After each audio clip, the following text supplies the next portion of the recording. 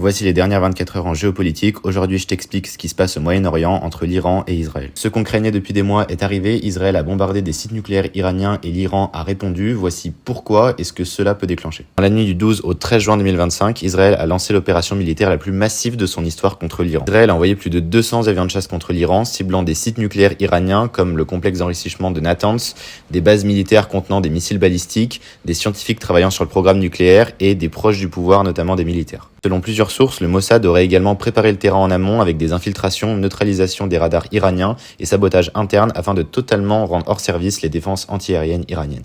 Alors pourquoi maintenant ? Eh bien parce que l'Iran accélère son programme sur le nucléaire. Pour Israël, une bombe atomique iranienne signifie une menace existentielle et avec l'échec des négociations entre Washington et Téhéran, Israël a décidé de frapper en premier. L'Iran a répondu le 13 juin avec une frappe saturante de missiles balistiques visant plusieurs villes israéliennes. Certains missiles ont été interceptés mais le dôme de fer à par endroits était saturé et des missiles ont touché des villes israéliennes, notamment Tel Aviv. L'Iran menace désormais les bases françaises, britanniques et américaines de la région si ces pays venaient à défendre Israël. Alors on est peut-être à l'aube d'une escalade régionale majeure. L'Iran est grandement affaibli, ses réseaux comme par exemple le Hezbollah ou le Hamas sont mis sous pression, mais un conflit direct entre l'Iran et Israël, c'est quelque chose qui n'est jamais arrivé, ou en tout cas encore jamais arrivé à cette échelle. Alors la véritable question, c'est de savoir jusqu'où est-ce que tout cela ira. Est-ce que c'est le début d'une guerre régionale ou bien d'un engagement beaucoup plus large, et quelles vont être les réactions des grandes puissances occidentales, traditionnellement alliées à Israël ?